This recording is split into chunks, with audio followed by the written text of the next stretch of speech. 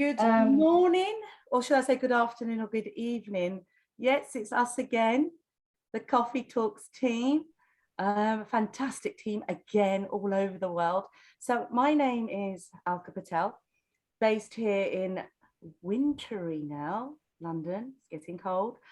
And I am a teacher and a heartfulness trainer. I'm going to pass it on. Hello, hi everyone. My name.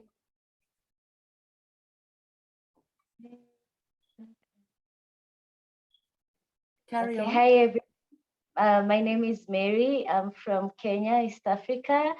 I am a psychologist by profession and have been a heartfulness practitioner for 3 years now. And I'm so happy you could join us. Ronnie, welcome and introduce yourself. Thanks, Mary. Hi, everyone. My name is Ronnie. I'm based in Johannesburg, South Africa, where I work as a consultant engineer. And I've been doing heartfulness meditation for 3 years now. It's been very exciting. And yeah, it's going to be an adventure for me. Over to you, Elizabeth. Thanks, Ronnie. Hi, guys. It's wonderful to be here with you and to see you, Mary, again after 3 years. So I'm based in Australia, in the Central Highlands of Victoria, in the forest, in southeastern Australia. And I work full-time as a heartfulness volunteer. I'm a trainer. I'm also the editor of Heartfulness Magazine, which we're going to discuss today. Super. So could we share, Ronnie and Mary have chosen this wonderful article from last month, and if you could just put it up, Ronnie. It's all the heart, there we go, the Heartful Innovator. And if we put it on slide 2, thank you, Ronnie. So our lovely Ravi Venkatesyan outlined 4 key aspects of the inner state that we want to fine-tune to become heartful innovators. He explored the role of the intellect, ego, mind, and awareness, and their transformation in enabling innovation. He also covered ways to overcome barriers to innovation, like stress, fear, uncertainty, and doubt, collectively known as FUD. Now, in this article, he explores the role of a couple of key enablers of innovation and imagination and courage. So guys, Ronnie and Mary, why this article? Please come along and share.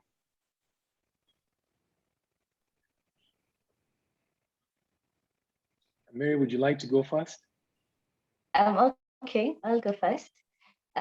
So for us, like should we have the next slide? Should we have the next slide? There you go.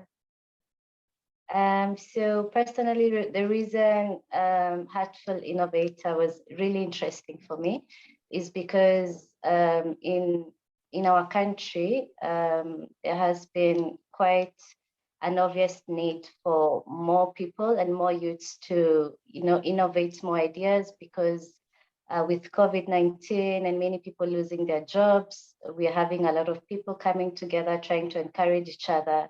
How can you find an alternative source of income? So innovation is really essential right now. And Heartful, because having been practicing meditation for a while now, I really do understand the essence of creating my life in an authentic way, and the heart is really essential for that. So yes, that's my reason. Would you like to say, Ronnie? Yeah. Yeah. So when we read through the magazine with Mary, we had 3 articles in common, and this was the article that we decided to select. And it spoke to me because I felt that I was in a stage in my life, or I'm in a stage in my life where I need to become a creator.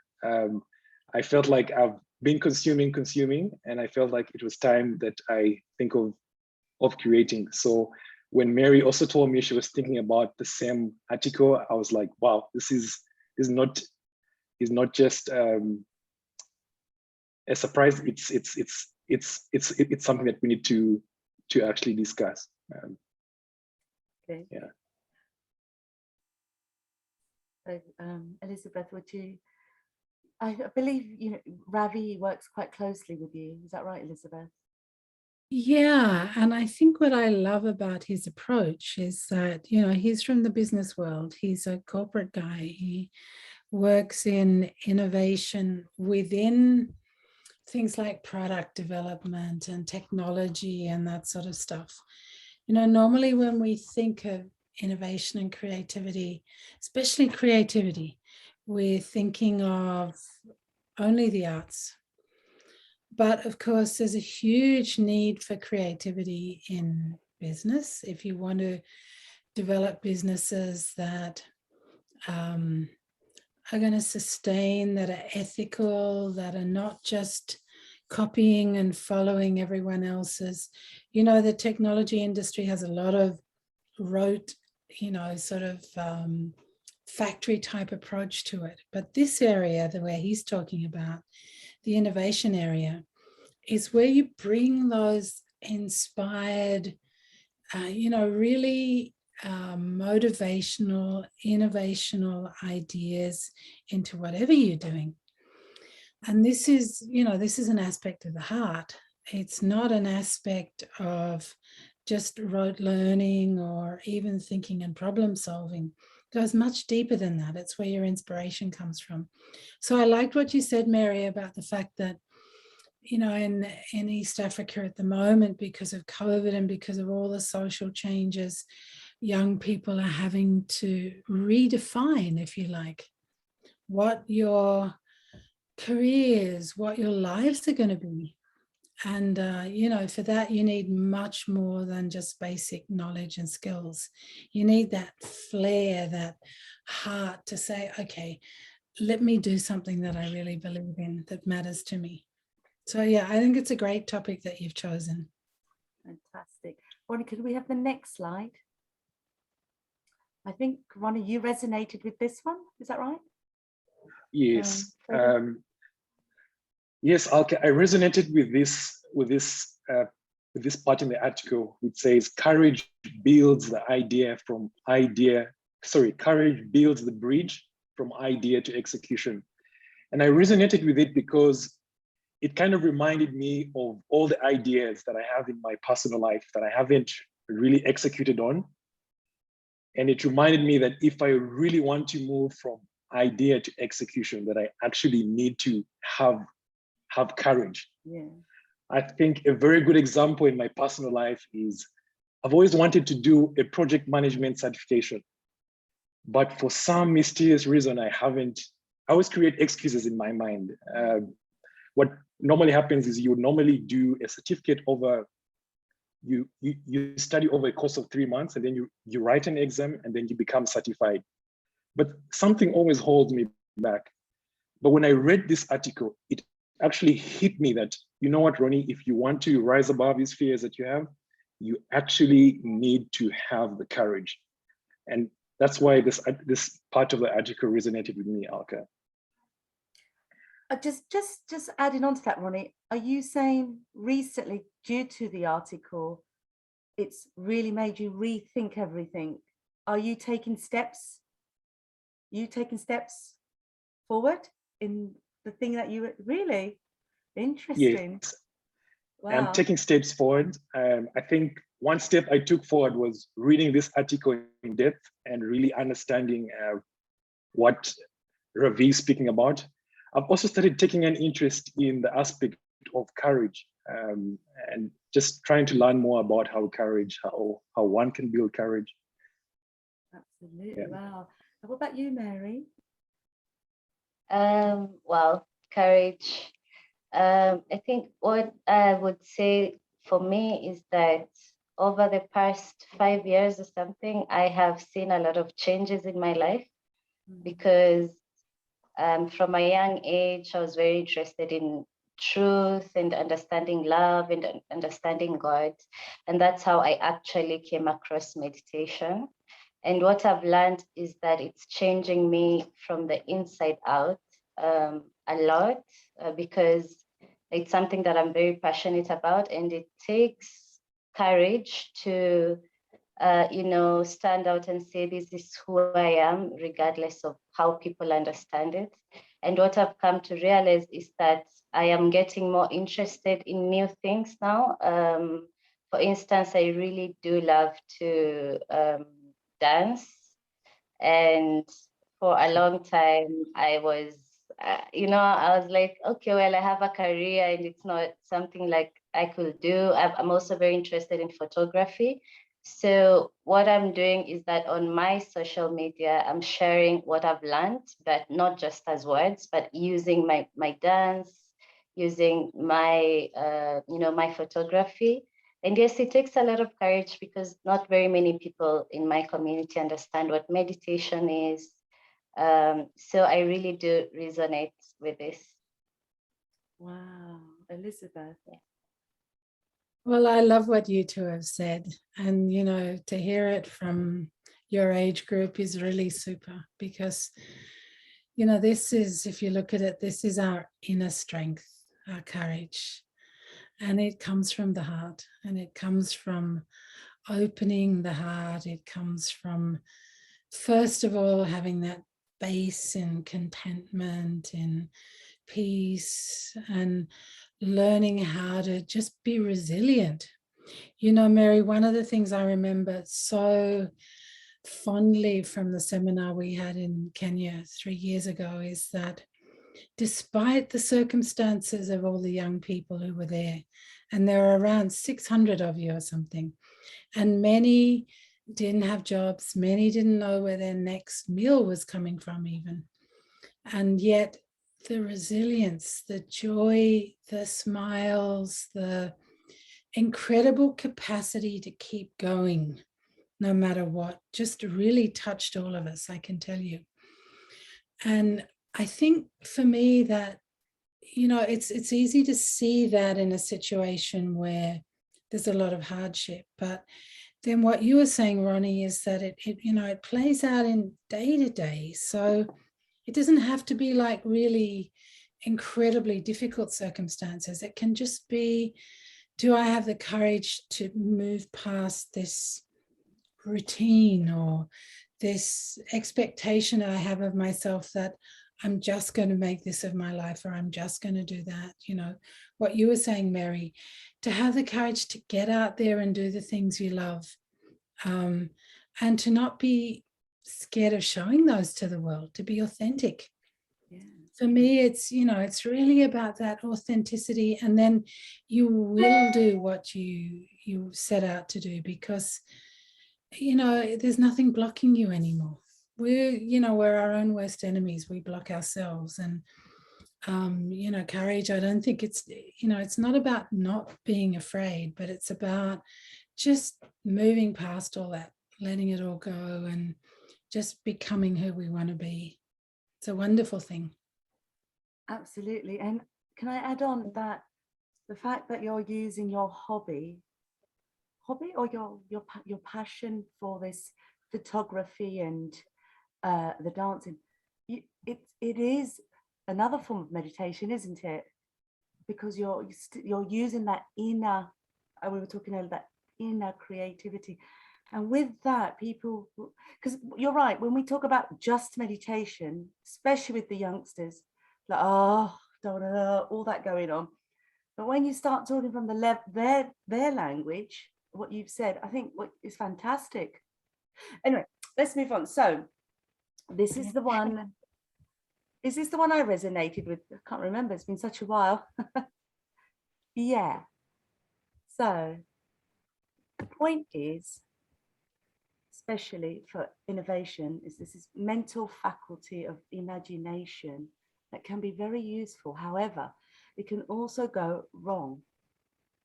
As with most things, to use it effectively, we need to regulate the mind so that capacities can be channeled in the right direction. Now, Heartfulness meditation is a wonderful tool. Yes, we're on this platform, and yes, we are all meditating. But can I say, for those that are not meditating or haven't tried it, we say it's a tool. And I always say to the youth, especially my teenagers, that when you have something like this, and sorry, also to the class, my class, I speak about it every day, that if you are able to just managing to sit in silence for a little while, just try it, see the difference, see the shift from where you were to where you were 5 minutes ago. So I'm not going to speak too much about this, but I want to invite Mary. Mary, you have spoken a lot about the meditation. My question here to you, Mary, is did you resonate with this? And it talks about that can go wrong. Do you have anything to share? Yes, I do. I do have, because I have had a very imaginative mind since I was a child. Our education system did not really train us to handle these aspects of our being. I remember in class when the teacher was teaching us to write a lot of poems, and I would always wonder. The good thing about it is that I was very good in English and composition and anything about story.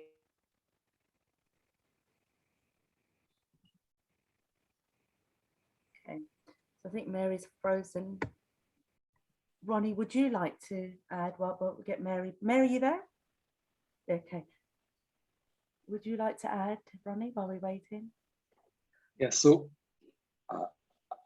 Alka, when I read this, and I'm actually glad that Sarah also resonated with it, because it reminded me of the times in my life when I used to set goals. When I would start imagining the vision for my life and the plans that I have, and I start planning out in 5 years, this is what I want to do. 6 years is what I want to do. I would feel a tremendous amount of pressure in my stomach, and I would feel like I have a load.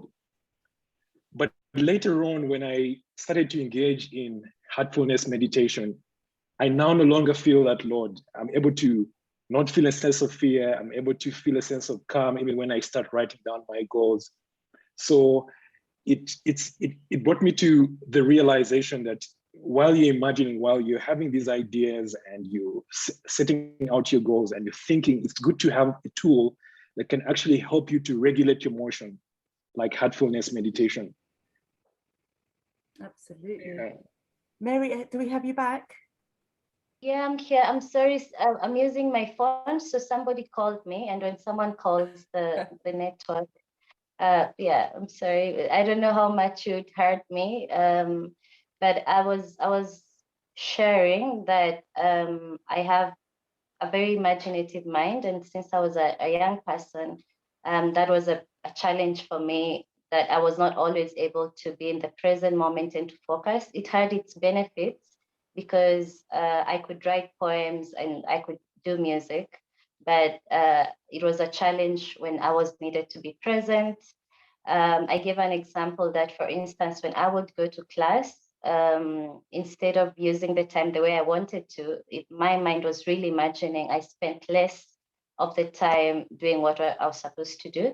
It's something that I've grown more to know how I would handle over time. But meditation helps me because I'm able to learn the essence of being in the present moment. And it helps me to shift more from my mind. It helps me to calm my mind, all those thoughts going about. And it creates space for me to, put that suggestion that I want and be able to focus on it. So I really do resonate with this a lot. So it's a gift, but it could also go wrong. And heartfulness helps us to be more calm and be able to direct our energies in the way that we want them to work out. I mean, guys, it sounds like this is a magic tool, but I think for our viewers out there, it's something you already know. I always say this, it's something you already know how to do. It's just that we've forgotten. Our inner self already knows. And we use the word tool, but actually it's an inner tool. It's something you already have. Elizabeth, can I invite you? Yeah, so what's Ravi talking about here? He's saying that imagination's great, but we have to be able to use it. And part of the reason why we struggle is that, when the mind is complicated, when it's filled with emotions and entanglements and stuff, our imagination can go, it's in a labyrinth of our own creation. And so it's affected by that. But what happens when you start to meditate, and as you said, Alka, it's more than just a tool. I would call it, a lifestyle, a practice, where what you do is you learn how to focus your attentions inwards rather than outwards. And you're right, we do all know how to do this. I mean, all of you, I'm sure, can remember when, as a teenager, you first just fell in love with somebody or got starry-eyed over somebody, and you just didn't stop thinking about them day in, day out. You were meditating. A small child who wants a specific toy for Christmas goes to sleep thinking about it, wakes up thinking about it in the morning. They're meditating. A business tycoon who thinks about money all the time is meditating on money. But what are we doing in Heartfulness meditation? We're meditating on our innermost center. And when we do that, we're turning our attention away from all the distractions of the outside, all the sort of outward pulls and pushes, you could say, and turning our attention into our center. And so what that does is, when we start to use our imagination, then it's very productive because it's coming from this very strong base of stillness. Whereas when our imagination is like this, all over the place, in the midst of this labyrinth of our emotions and thoughts, it can get very messed up, I would say, because it's not anchored in anything solid. So we meditate so that we just become really good at all this stuff. We're regulating the mind. And like you said, it's not something unusual to do. It's just we're not used to meditating on this particular object. That's what takes a little bit of practice, but not much. As I always say, baby steps. Yeah. Sitting with your eyes closed, just feel the difference from what you were doing 5 minutes ago to now. I always say this, especially the children I teach. I'm a primary school teacher, as you know, and only on a Friday we were sitting and the children didn't even realize they sat for 7 minutes because we had been growing it and growing it and growing it. We've just started school in September, a month later, and they were like, wow. Now, I said to them, there's no harm. And then I talked to them about their safe space and that this is there. It belongs to them.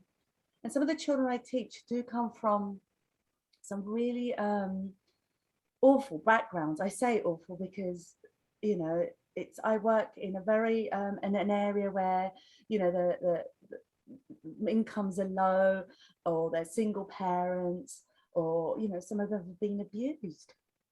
So when I sit with them, I tell them, this is your safe space. I know I go on about it, but I think it's so special.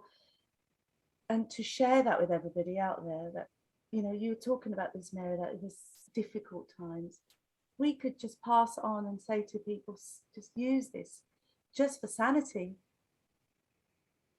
So yeah, sorry, I go on because it just means so much to me. Shall we bring on the next slide? Ronnie, am I right in saying this is our last slide?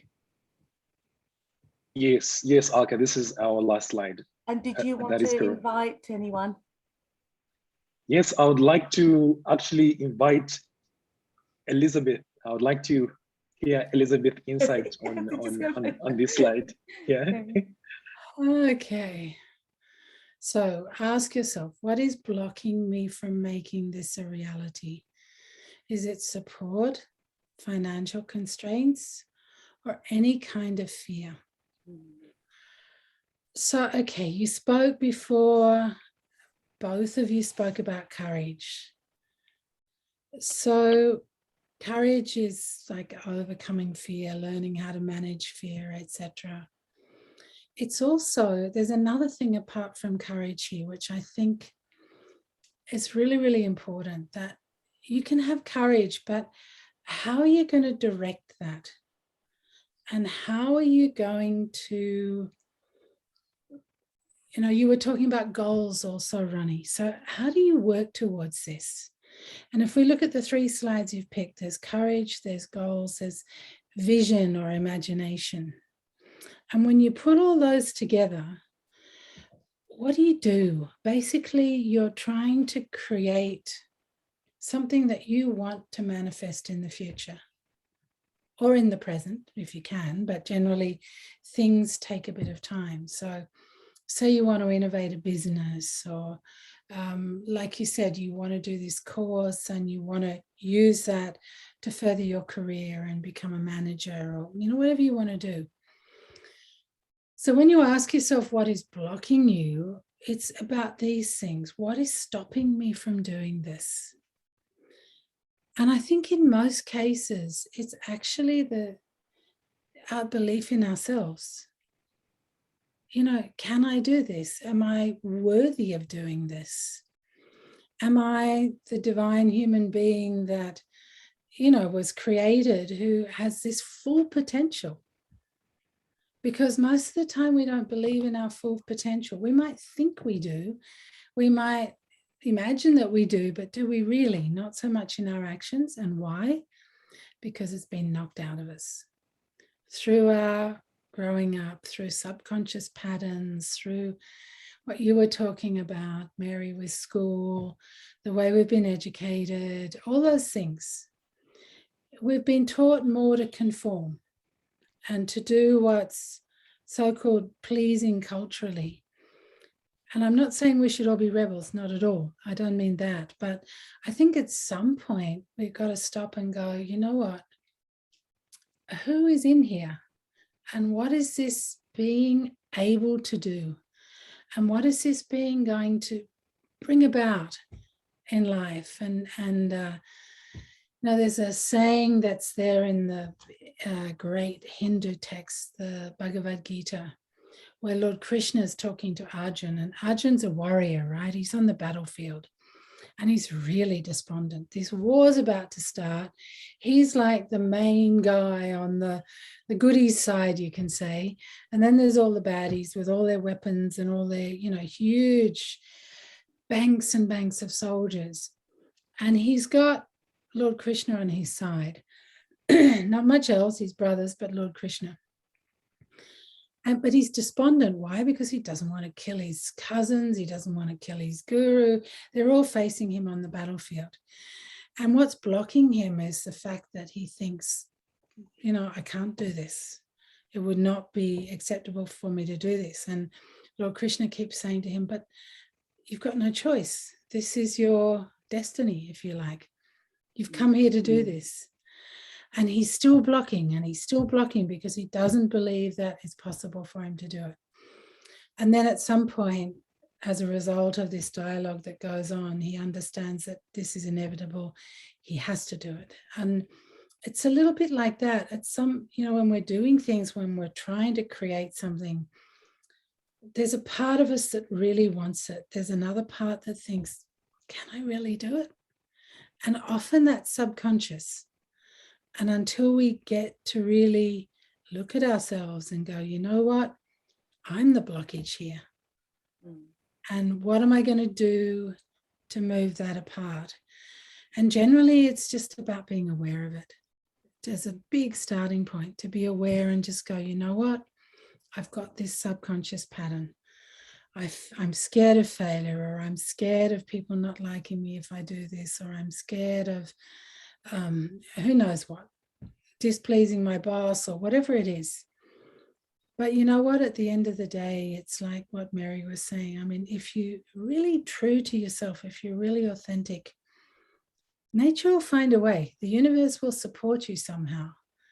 And, you know, when you look at your generation, you're the generation that has inherited this crazy earth that we've all created through hundreds and thousands of years of human mismanagement, you could say. And really, you're the generation that has to do something about this now, in the sense of find a way forward that's positive, that can work for humanity. It's a huge task ahead. It's a very serious task ahead. And the one thing I would say is that if things are blocking you from doing what you want, from making things your reality, the one lesson I've learned throughout my life is don't try and do it alone. And do it together.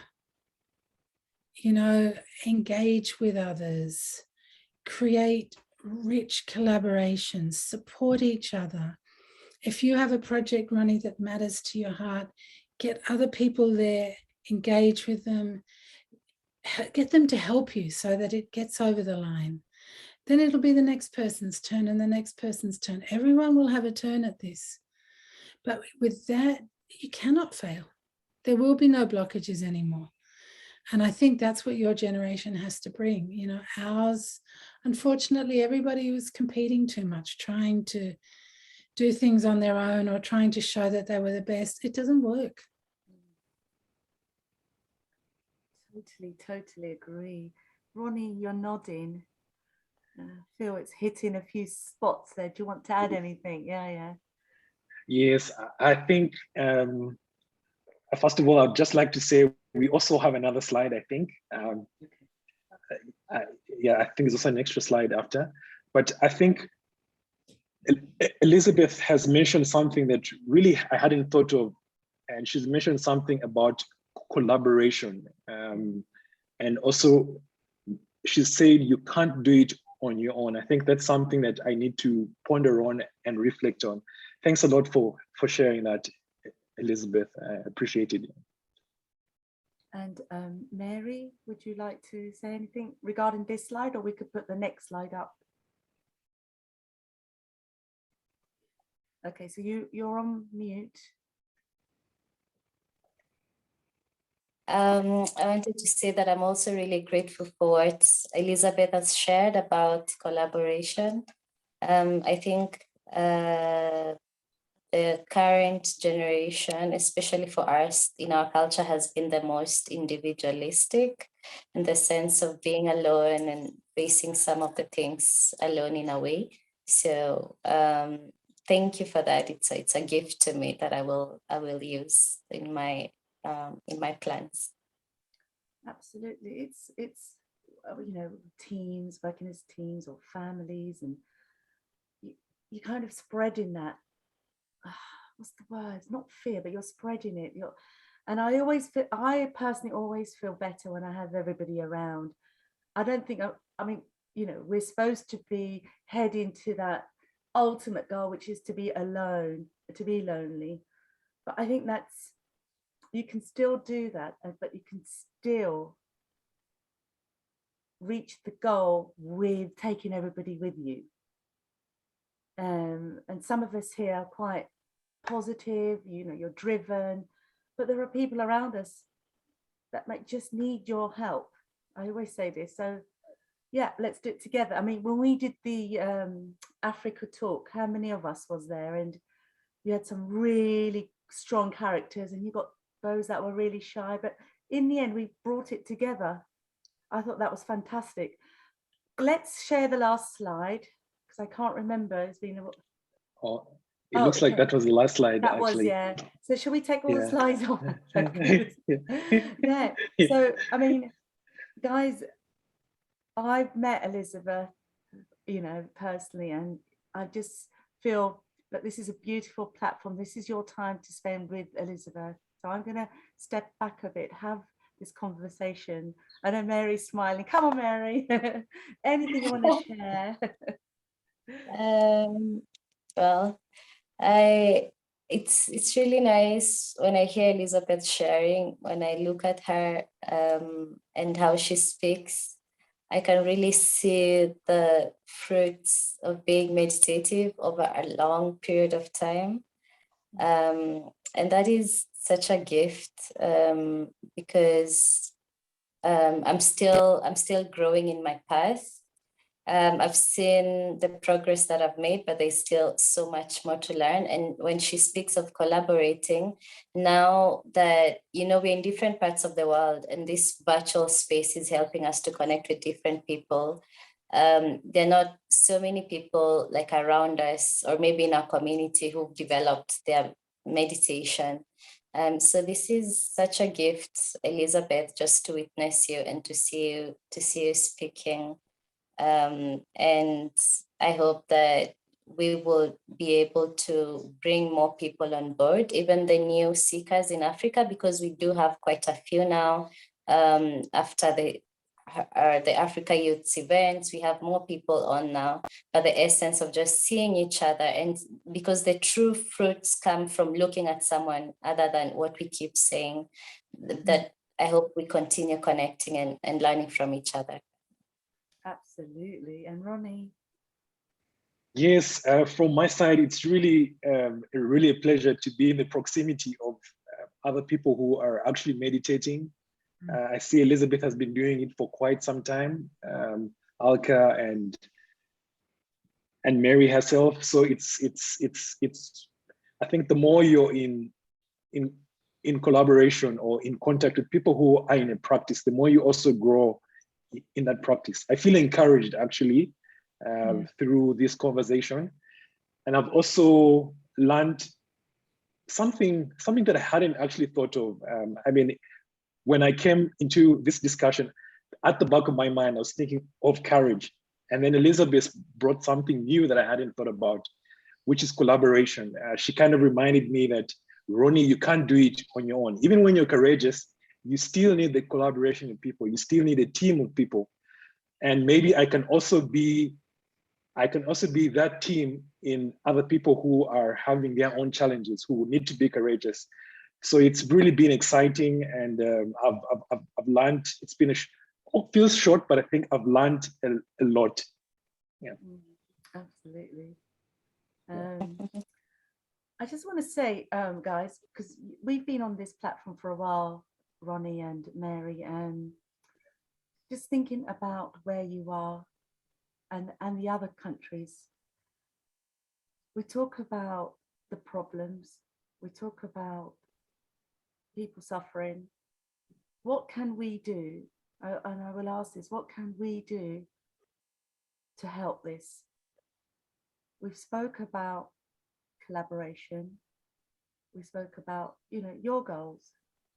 You spoke about your passions. But as a group, what could you do for these people? Just throwing it out there, because we've got a few more minutes. I would love to share on that, because at first for me, when I began my interest for meditation, it was a very personal journey. I was doing the research on my own. I was very passionate about it. It was maybe mostly just online, those quotes you see on Facebook and all these things. And then with that genuine will to keep going on and on, because I've come to realize that we are human beings, yes, but we are also part of the entire consciousness. So if we have a desire that's within us, it's not only for ourselves, but it's coming from the entire consciousness. And what I'm looking at this now, what I've seen is that sometimes we are being prepared without really knowing it. You might be thinking that you're doing something because of your own interest, but you are also being prepared because over time now, I've had friends of mine who have come in to volunteer for Heartfulness. and they are so gifted in their own way, in ways that I'm not gifted, you know, and to see that growing within them without the pressure of anything, but just to see that seed being planted, and then them knowing that, oh, meditation helps me in this way, and I would love to give back, because meditation brings out in you love, feel that you want to share it with other people. So I think what we can do is just, first of all, keep meditating ourselves, so that we are creating space for consciousness to be itself through us, and then continue doing whatever we can, you know, maybe virtual events online. We already have communications or discussions with other youths about what we can do. Maybe we haven't done as much as we would want to do. Maybe we need more courage to go on doing it. But there's so much potential to do that. I think we just need to take one step at a time and take action. And then things will work out on their own. You know, Mary, it's already started. You saying that it's already started. Ronnie, would you like to say? Yes, I resonate with Mary from the perspective of us continuing with our meditation practice, because when we continue with our meditation practice, we lead by example, and our actions speak louder than our words. Another thing I'm thinking of is encouragement. Encouragement for, because it usually takes, it's not always easy for people to start something new, because sometimes it takes a bit of a jump to move from the way you've been doing things to actually try out something new. But I think with constant encouragement, people can actually make the switch and realize that, you know what, meditation is something that can actually work. Maybe I should try Heartfulness meditation, and that can override the doubts that they have, and they can actually get the courage to start meditating. So yeah, you're leading by example and encouragement. I always say every conversation, we always kind of revert back to our own practices. So yeah, absolutely. Elizabeth?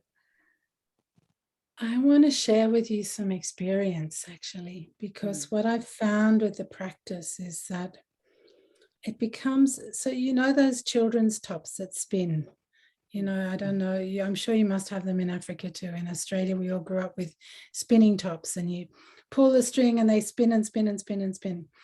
And when they're going fast, they're really balanced.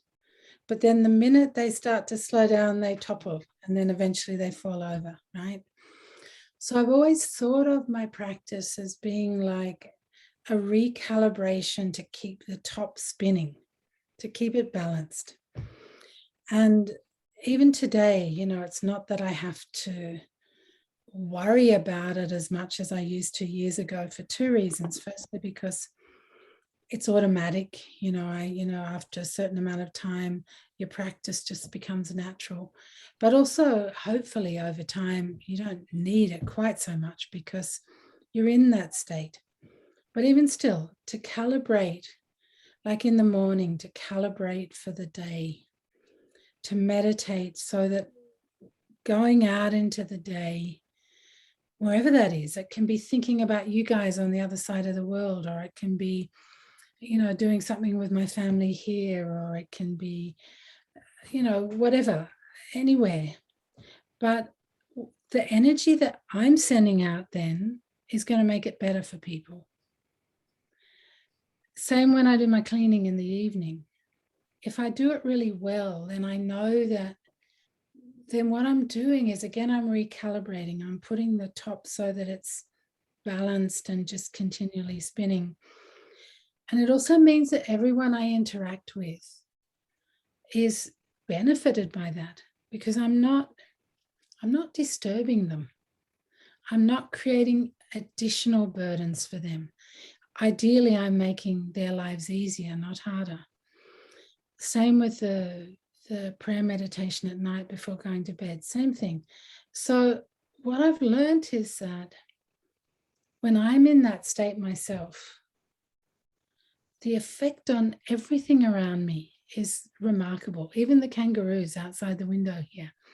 You know, it's hilarious, the difference. And they'll come and they'll just all gather together under my bedroom window, you know, when I'm meditating in the morning, and just funny stuff like that. The chickens, the ducks outside do the same thing.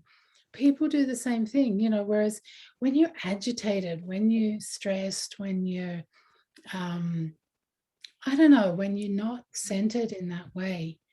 I mean, we all know it when we walk into a room and people are disturbed, right? You know it. You don't have to be told. And imagine what happens when we all go out into the day like that. And everybody that we touch in whatever way, virtually, physically, or whatever, everyone feels that. Wouldn't it be wonderful? Yeah. Yeah. Sorry, I'm just, yeah, absolutely. But it starts with us. It starts Yeah. with us. Yeah, Yes. I get you. Listen, guys, just mindful of the time. May I just say thank you so much again for your time, for this, you know, special. And I hope, Mary, Ronnie, these messages go out to where it needs to. Okay, like you said, it's in his hands. So may I just say my last piece is thank you, thank you, thank you. And I'm sending all my love, okay? I leave it with you.